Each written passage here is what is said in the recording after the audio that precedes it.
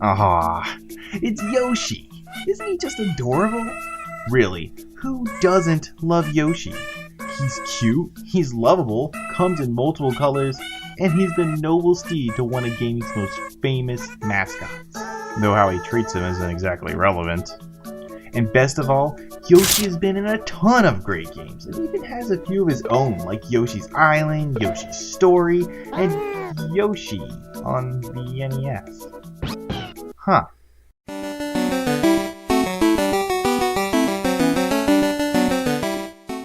Well, if you haven't heard of this one, I don't blame you, because it's completely forgettable.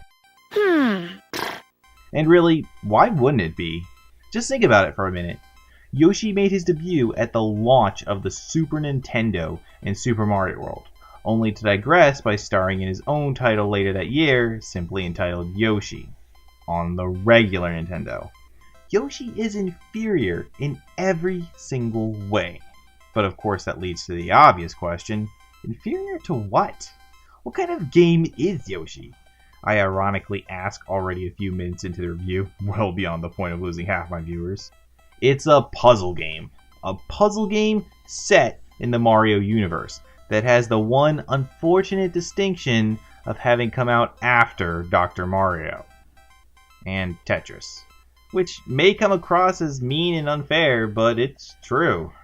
Yoshi is a game that desperately wants to be Dr. Mario, but ultimately it comes up short, which is a real shame because the game has good ideas. It just doesn't execute them properly.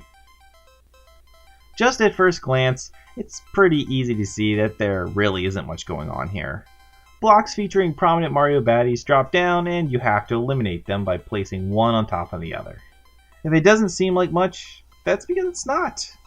For a game coming out so late in the Nintendo's life cycle, there really isn't much to see here. It's pretty dull. A few moving enemies here, a derpy looking Yoshi down there, and that's about it. Oh, and there are cutscenes. There's this. And I mean, come on! By this time the NES was really able to strut its stuff.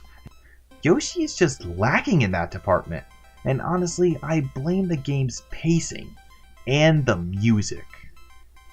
And the thing about the music is that it's featured much better in a title the developers would later go on to make.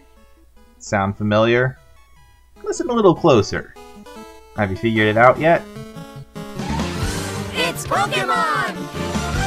Yep. If Yoshi had one true claim to fame, it's that it's one of the titles Game Freak published during the period where they were developing Pokemon. So, for being an important stepping stone in making everyone's favorite childhood games, I hereby award Yoshi with the award of actually being somewhat relevant. Of course, that doesn't get you off the hook for being a lousy game. You know what else doesn't help the pace of the game? The gameplay, or more precisely, the difficulty. This game is just too easy. So much of it undermines the few genuinely good ideas Yoshi has going for it. So let's talk about those for a moment. There are two real gimmicks of note here. First, how the blocks are moved. If you've ever played Tetris or Dr. Mario, then you're probably familiar with the standard setup. Blocks fall from the top, and you have to move them into place in order to line them up and erase them. Well, Yoshi tries to mix that up by instead giving you control over the stacks of blocks at the bottom of the screen, allowing you to switch the different rows in anticipation of where the blocks you need to match will fall. And this is a great idea. As the rows get taller and taller, you have less time to move them, and switching one row can in turn create a bad placement for the others. This makes sense. That is, until you realize how little there is to manage. There are only 4 rows, so it's way too easy to switch all the rows you want long before you're in any real danger of making a mistake. On top of that, there are only 2 blocks dropping at any given time, and dropping very slowly, I might add. And to be honest, if you play long enough, the speed will slightly increase, and the blocks will even begin to drop in sets of 3. That is until like a minute later when the game wusses out, dropping back down to 2 and the slowest speed. So looking at the box again, what does it say here on the cover? Pure puzzle panic? Well, I guess that could be true if it means the game begins to panic when it starts to offer a real puzzle. It's a shame. More urgency and more rows would have made this both a unique and really fun mechanic. But that's only one wasted idea. What's the other? Well, it's the idea that supposedly makes Yoshi relevant in this game. The eggs. The idea here is that when you have the bottom of a Yoshi egg on screen, you want to load it with as many blocks as you can. This means intentionally mismatching blocks to build the stack higher. The higher the stack, the more points you get when you cap it. And then the bigger the Yoshi is when it's born. Which I don't get how that works, but it's a good concept. By building a higher stack, you increase the risk of failure by getting closer to the ceiling. But the payoff is, well, more points, which seems good in theory. Dangerous play reaps better rewards. Except that it really doesn't. Yoshi again manages to undermine itself. First, the randomly generating blocks are just that, random. You never know when you'll be able to get that top half of the egg, or even the bottom half. It kind of negates the skill of the setup when you're completely forced to rely on luck. On top of that, it's just pointless.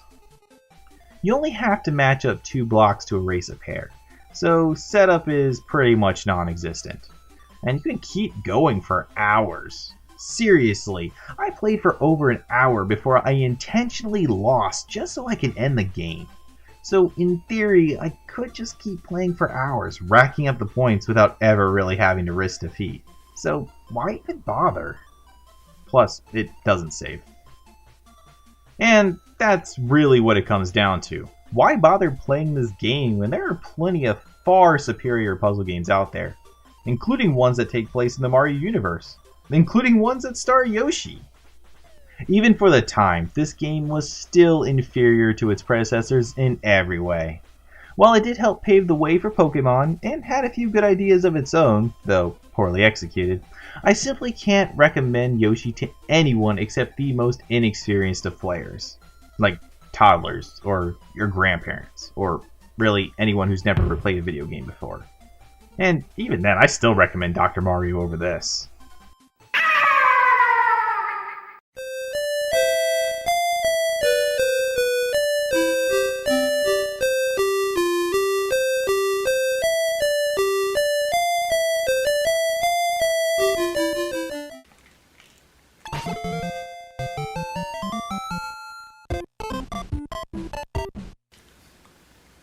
Oh, you think you're better than me?